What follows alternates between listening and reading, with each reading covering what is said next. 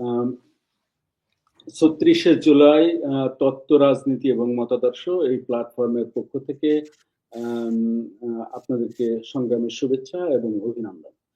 আ আজকে এই ৩৬শে জুলাই নামটা শুনেই বুঝতে পারছেন যে ৩৬শে জুলাই আ যে গণঅভ্যুত্থান, যে আমাদের জাতীয় জীবনে এটা একটা উম আ ঐতিহাসিক ঐতিহাসিকভাবে খুব গুরুত্বপূর্ণ ঘটনা, যুগান্তকারী ঘটনা নিঃসন্দেহে। সেইজন্য নামটি সেখান থেকেই নেওয়া। আ এবং এই প্ল্যাটফর্মটি নতুন একটি প্ল্যাটফর্ম এবং আজকে আমাদের আলোচনা এটা ১ম পর্ব। আ সেদিক থেকে বলা যায় যে আজকে এই প্ল্যাটফর্মের আ উম যাত্রা আমরা শুরু করেছি আজকে এই পর্বের মধ্য দিয়ে। এই প্ল্যাটফর্মটি আমাদের করবার প্রধান উদ্দেশ্য হচ্ছে যে বাংলাদেশে এই যে একটা গুরুত্বপূর্ণ ঘটনা, সেই গুরুত্বপূর্ণ ঘটনা আ আমাদের সমাজ জীবনে, রাজনৈতিক জীবনে এবং নিঃসন্দেহে সামাজিক জীবনে এক আ গভীর তাৎপর্য আছে এর। এবং চিন্তার ক্ষেত্রে এটি একটি বড় রকমের পরিবর্তন আ উম আ নিয়ে এসেছে বলা যায় যে মানুষ নতুনভাবে ভাবছে, নতুনভাবে চিন্তা করছে বাংলাদেশকে। আ এরকম একটা প্রেক্ষিতকে মাথায় রেখে আমরা ভেবেছি যে এখানে নানা রকমের আ চিন্তা আছে, মত আছে, পথ আছে, আ ভাবনাও আছে এবং কোনো ভাবনাই রাজনীতি নিরপেক্ষ নয়। আ প্রত্যেকটি ভাবনার পিছনে তার রাজনীতি থাকে, মতাদর্শ থাকে। আমাদের এই প্ল্যাটফর্ম সেটিও রাজনীতি নিরপেক্ষ নয়। কারণ আমরা আ মনে করি যে আম আমাদের রাজনৈতিক অবস্থান আছে এবং সেই অবস্থান আমরা জনগণের রাজনীতির পক্ষে। আ এবং সেই জায়গা থেকে আমরা নিজেরা যা ভাবি সেই ভাবনা আ সবার সঙ্গে শেয়ার করা। আমরা বলছি না যে এই প্ল্যাটফর্ম যে আলোচক বা যারা এখানে আলোচনা করবেন বা যারা আসবেন তাদের যে ভাবনা চিন্তা সেটি চূড়ান্ত। কিন্তু আমরা একটা ডায়ালগ এর মধ্য দিয়ে জিনিসটাকে বুঝতে চাই যে এই যে ঘটনা প্রবাহ, সেই ঘটনা প্রবাহের মধ্যে যে বিভিন্ন সামাজিক শক্তির বিন্যাস এবং সেখানে এই শক্তিগুলো তার রাজনীতি কি, তার ইন্টারঅ্যাকশন কি এবং আমরা কোন দিকে আমাদের বাংলাদেশ যাচ্ছে, আমাদের মাতৃভূমি যাচ্ছে। আ সেটা সেটাকে লক্ষ্য রেখেই মূলত আমাদের এই প্ল্যাটফর্মটা আমরা শুরু করেছি। আমাদের ১ম পর্বে আ আমাদের আলোচক হিসেবে আজকে উপস্থিত আছেন আজিজুল রাসেল, আ ইতিহাসবিদ, লেখক এবং অ্যাক্টিভিস্ট। আ আজিজুল রাসেল, আপনাকে ধন্যবাদ যে আপনি সময় দিয়ে আমাদের সঙ্গে যুক্ত হয়েছেন এবং আপনাকে স্বাগত জানাচ্ছি। আ একটা জিনিস বলে রাখা দরকার যে বাংলাদেশে এখন প্রতিদিনই নতুন ঘটনার জন্ম হচ্ছে। আ জুলাই ঘোষণাপত্র আ আগে হয়নি, এখন করতে চাচ্ছে, সেটা ঠিক আছে কিনা? এটি কি বিপ্লব কিনা? এটা অভ্যুত্থান কিনা? এখানে ভারত, পাকিস্তান, পাকিস্তানি সংস্কৃতি, বাঙালি সংস্কৃতি, বাংলাদেশী জাতীয়তাবাদ, নানা রকমের প্রশ্ন সামনে এসছে। এখানে হিন্দু মুসলমান প্রশ্ন সামনে এসছে, পাহাড়ি বাঙালির প্রশ্ন সামনে এসছে। এসছে জাতীয় নির্বাচনের কথা, এসছে সংবিধান সভার নির্বাচনের কথাও।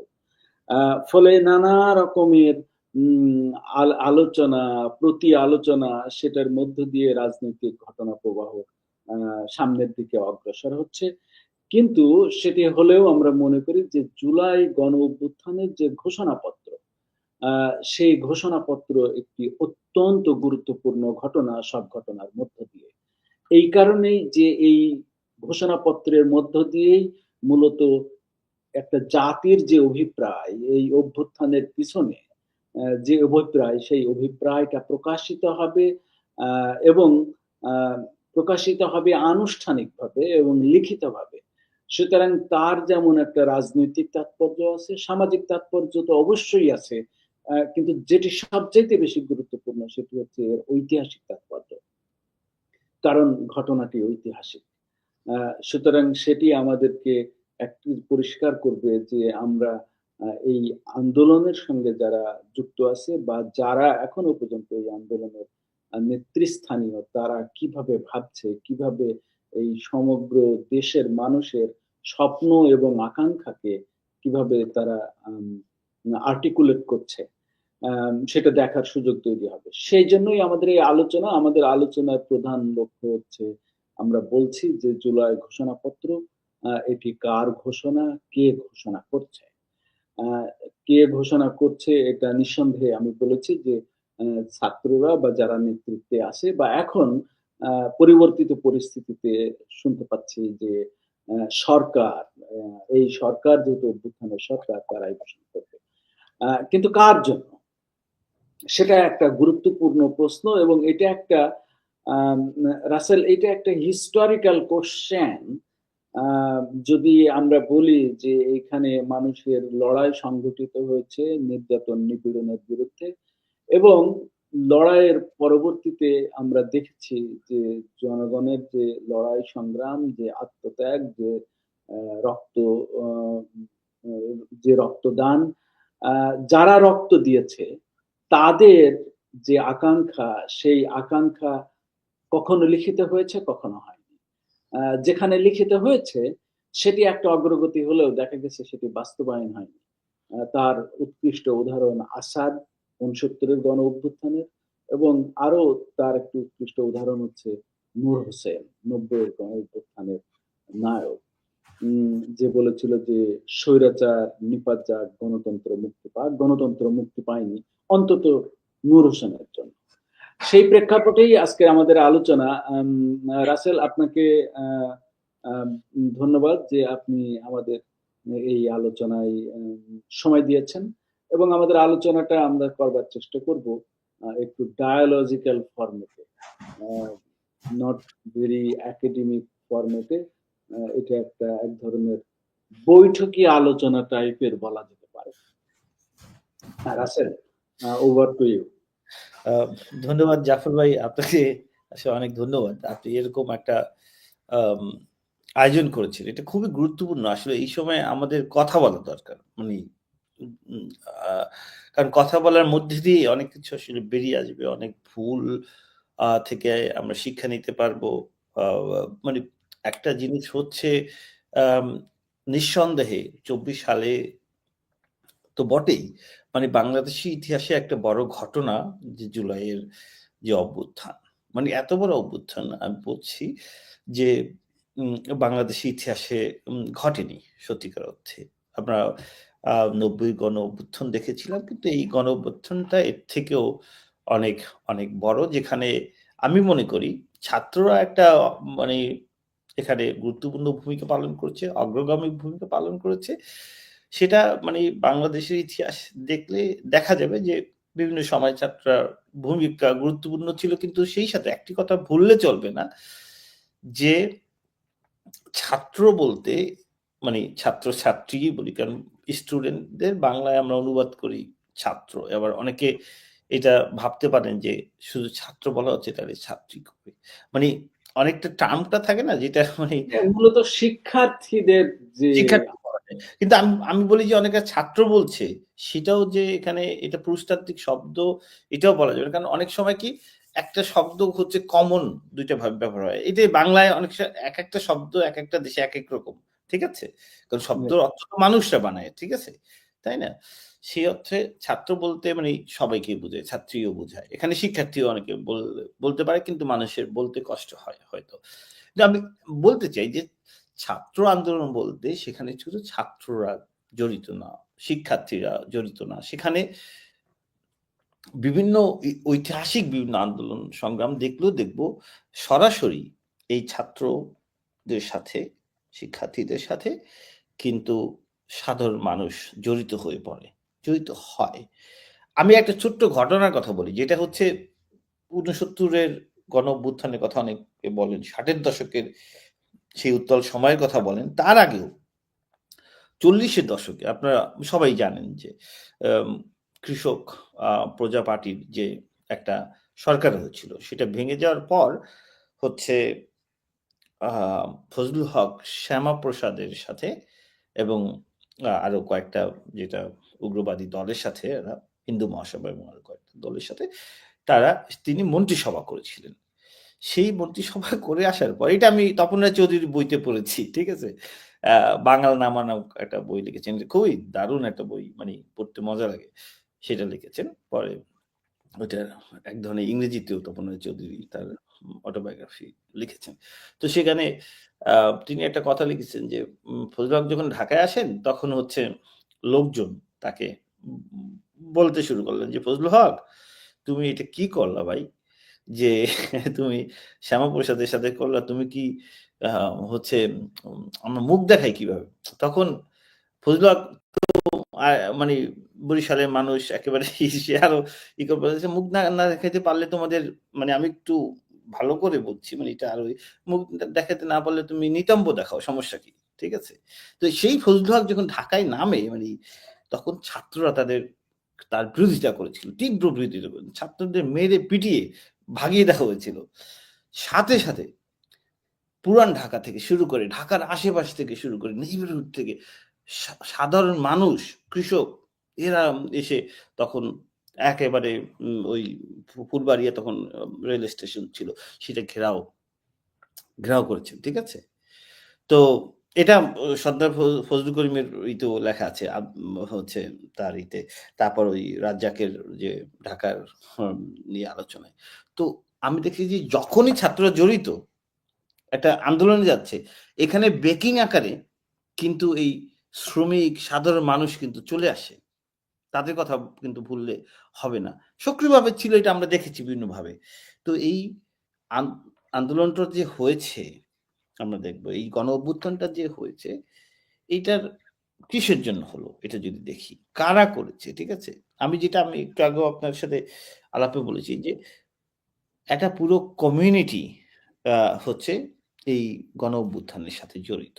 ঠিক আছে? যেখানে কমিউনিটির প্রত্যেকটা অংশ কিন্তু এই ১৬ বছরে যে মানে শাসন বা শোষণ যাই বলেন, যেটা আওয়ামী লীগ সরকার চালিয়েছিল, সেই মানে সেই সরকারের বিরুদ্ধে একটা মানুষ, মানে এরকম একটা ইরাপশন হবে, এটা কিন্তু আমরা অনেক আগেই, মানে অনেকেই হচ্ছে মুখে বলছে যে, কারণ নাভিশ্বাস উঠে গিয়েছিল। এটা কিন্তু সবাই করেছিল। এরকম বললে হবে না। এখানে অনেক এখন দেশটা একটা ক্রান্তিকালীন সময়ে আছে।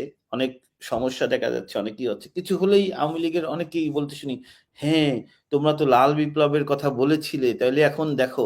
এখন তাহলে কি যে আমরা বলতে চাই আওয়ামী লীগই ভালো ছিল? না, কখনোই না। এখন পরিস্থিতি অনেক খারাপ হলেও যে আওয়ামী লীগ যেটা করেছে, এটা জঘন্য আসলে। এটা হচ্ছে, আমি বলব যে ওই সময়ে আন্দোলনের সময়ে যে হাজার, হাজার মানুষ মেরেছিল, সেটা বাদেও এই যে ১৬ বছরে যেভাবে মানুষকে জাতাকলে রেখেছিল, নিষ্পেষণে রেখেছিল। আপনি দেখেন যে এই আ শ্রমিকরা কি অবস্থায় ছিল। শ্রমিকরা প্রাণ আচ্ছা, একটা জিনিস হচ্ছে যে মানে মূল কথা হচ্ছে যে এই যে এটা বাংলাদেশে অনেকেই বলেছে, বিশেষ করে বদরুদ্দীন উমর তার নিজের অভিজ্ঞতায় বলেছে যে বাংলাদেশে সর্বব্যাপক এবং একটা সর্বব্যাপক এবং আক্রমণাত্মক গণ-অভ্যুত্থান হচ্ছে এটি। মানে ইতিপূর্বেও গণ-অভ্যুত্থান হয়েছে ৪ বার। কিন্তু এই গণ-অভ্যুত্থান হচ্ছে সর্বব্যাপক, অনেক বড় আগের গুলোর তুলনায় এবং খুব আক্রমণাত্মক। তার মানে হচ্ছে যে এই আক্রমণাত্মক কেন সেটারও ব্যাখ্যা উনি দিয়েছেন।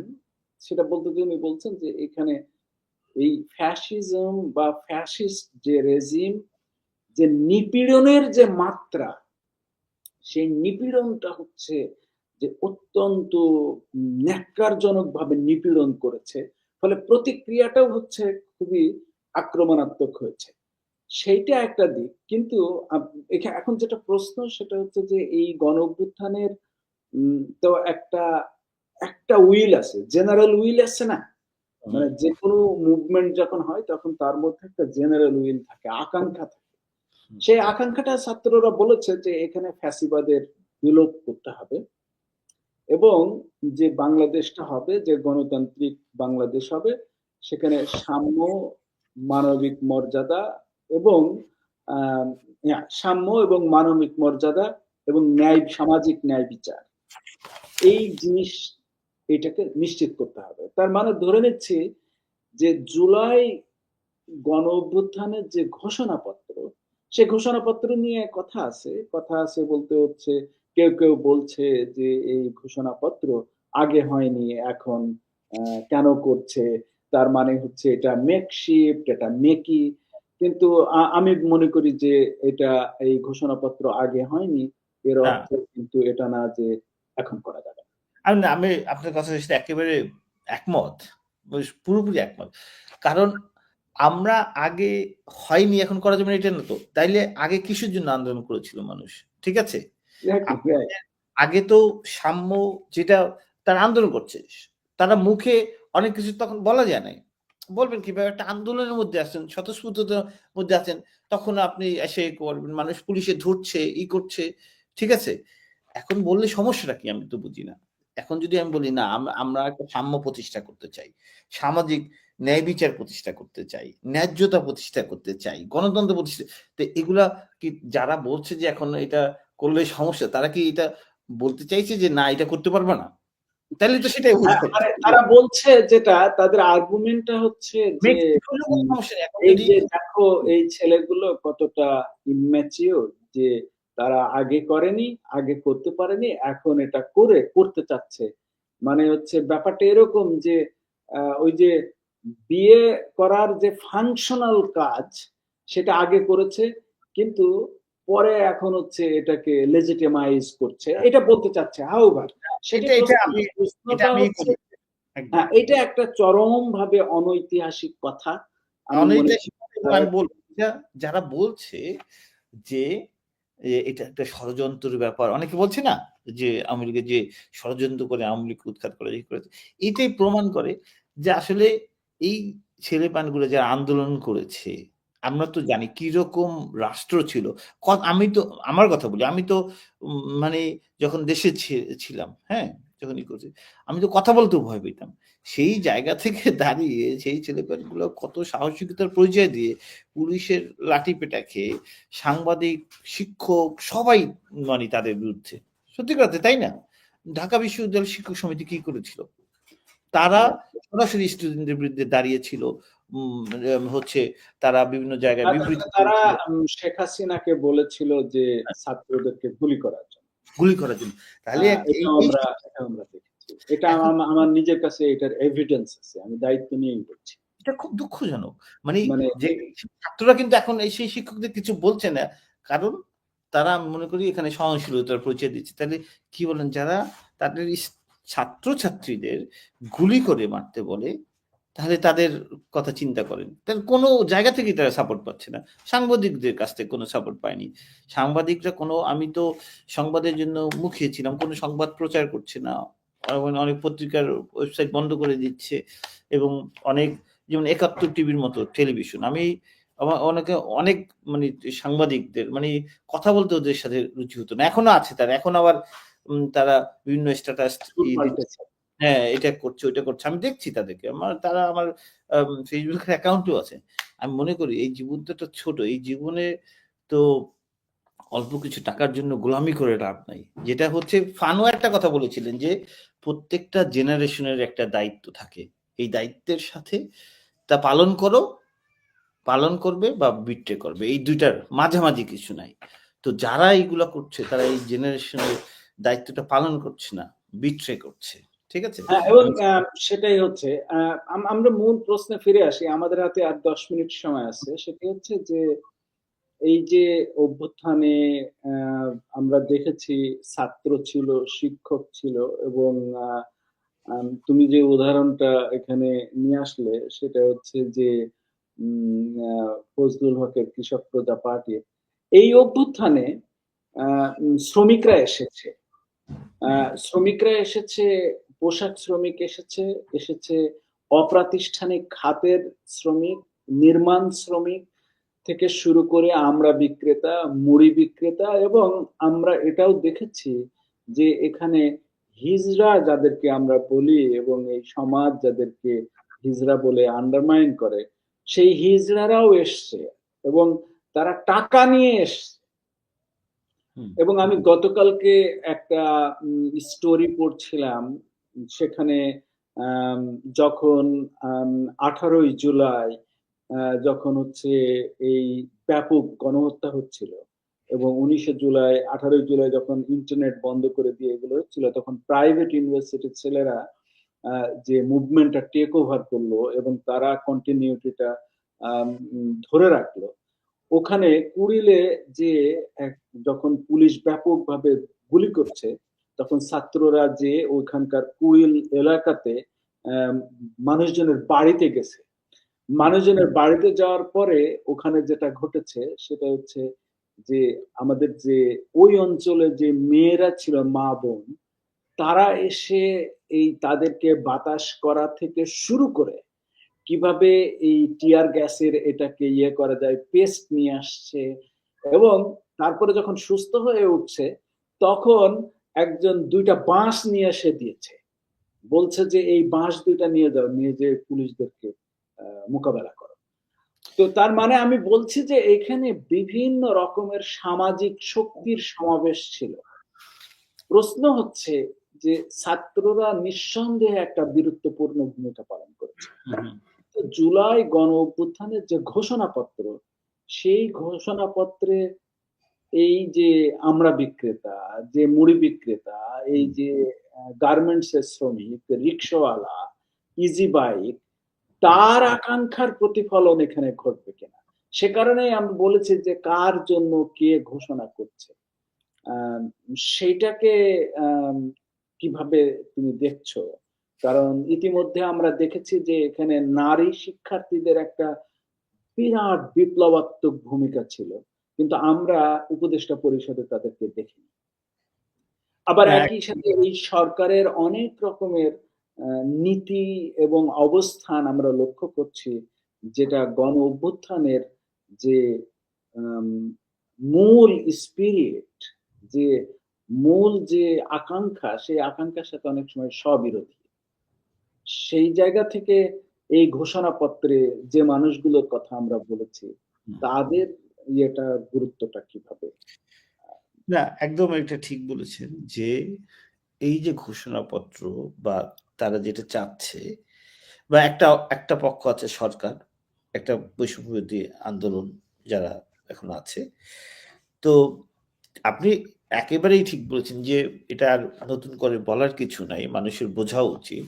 আ আপনি ইতিমধ্যে বলেছেন কিভাবে যে ইনফরমাল ওয়ার্কাররা যারা মানে বাংলায় বলছি যারা মানে শহুরে একেবারে ছোটখাটো কাজ করেন, যারা ফ্যাক্টরিতে না, মানে নিজে ধরেন আমড়া বিক্রি করে, যারা হচ্ছে সুইপার, যারা হচ্ছে ধরেন রিক্সা চালায়, অটো চালায়, যারা খাবার বিক্রি করে, এই বা রাস্তায় অনেকে ঘুমায় মেকশিফট করে, গার্মেন্টস এ কাজ করে। এই রিক্সা মানুষগুলা চালক। হ্যাঁ, এই মানুষগুলা আমরা দেখেছি, এগুলো বলার কিছু নেই। এটা সরাসরি পত্রিকায় ছবি এসেছে যে রিক্সা চালকরা কিভাবে ছাত্রদের নিয়ে যাচ্ছেন করে। টোকাই তারা কিভাবে আম সা সাথে থেকে মানে কারণ এত ছাত্র তো নাই ভাই। তো আপনি দেখেন কত মানুষই করেছে।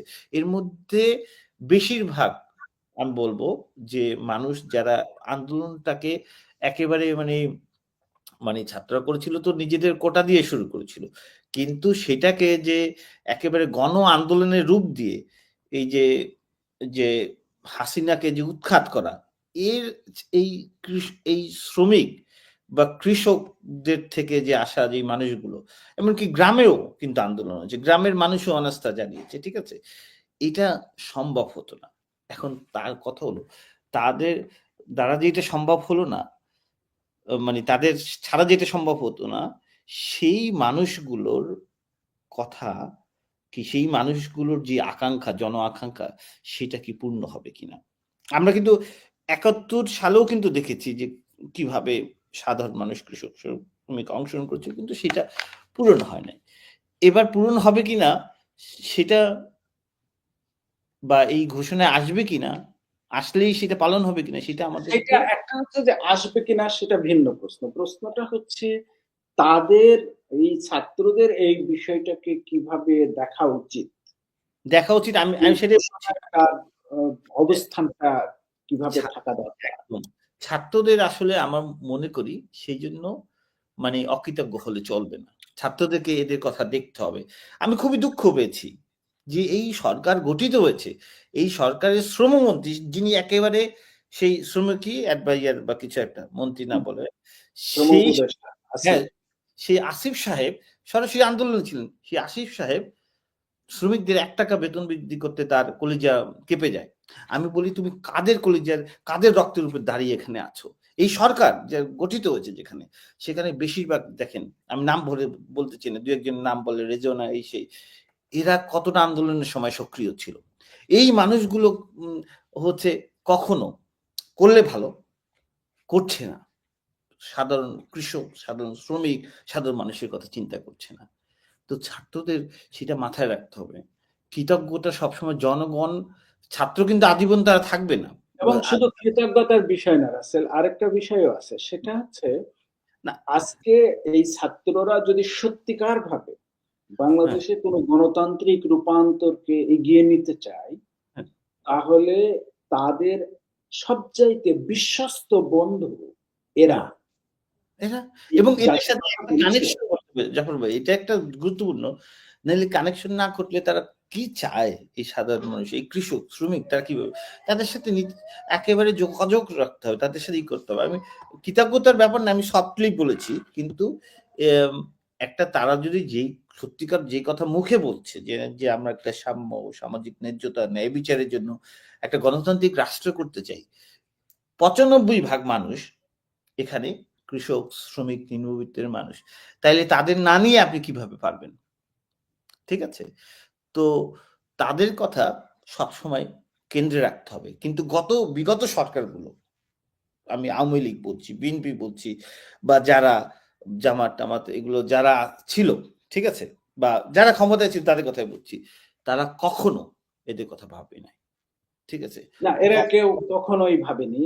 আম এদের এবং থেকে নিতে সেটা হবে। তো এদের থেকে আপনি সত্যিকার অর্থে একটা গণতান্ত্রিক দেশ, সাম্য, ন্যায্যতা, ন্যায় বিচারের একটা দেশ প্রতিষ্ঠা করতে হলে এই ৯৫% মানুষকে কেন্দ্রে না রাখলে, তাদের কথা চিন্তা না করলে, সেটা ওই মুখের কথায় থেকে যাবে।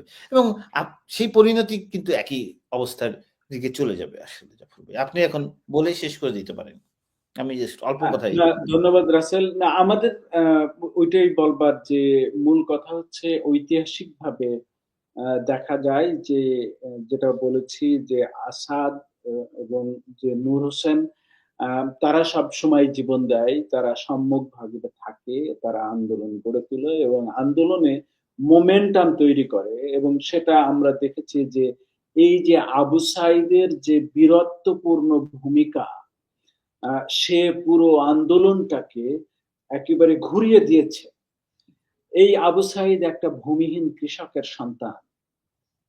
সুতরাং আবু সাঈদের আকাঙ্ক্ষাকে যদি এই ঘোষণাপত্রের মধ্যে সত্যিকারভাবে প্রতিফলিত না হয়, এবং সেটাকে যদি সত্যিকারভাবে দায় এবং দরদ দিয়ে সেটার বাস্তবায়ন যদি এই অভ্যুত্থান পরবর্তী বাংলাদেশে না হয়, তাহলে আমি মনে করি যে এই অভ্যুত্থানের সাথে এটা এক ধরনের বেইমানি হবে। একদম। নাম্বার ২ হচ্ছে যে দেশের রবীন্দ্রনাথের একটা কথা দিয়ে শেষ করি যে দেশের ৯৫% মানুষকে দারিদ্র্যের মধ্যে রেখে, দেশের ৯৫% মানুষকে এই আকাঙ্ক্ষা থেকে বাদ দিয়ে রেখে কখনোই নতুন বাংলাদেশ গড়া সম্ভব না। একদম, সুতরাং যদি এই অভ্যুত্থানকেও টিকিয়ে রাখতে হয়, আবার নতুন বাংলাদেশের স্বপ্নটাকেও সামনে এগিয়ে নিতে চায়, তাহলে এদের যে আকাঙ্ক্ষা, এদের যে দাবি, এদের যে বাস্তব জীবনের যে কর্মসূচি, বাস্তব জীবনের যে সমস্ত বিষয়, সেগুলোকে অন্তর্ভুক্ত করা দরকার। এখন বাস্তব জিনিস কি, বাস্তব সমস্যা কি? পরিষ্কার। সেটা হচ্ছে শ্রমিকের মজুরি বাড়াতে হবে। শ্রমিকের যে কাজ, সেই কাজটা যেন একটা শোভন কাজ হয়।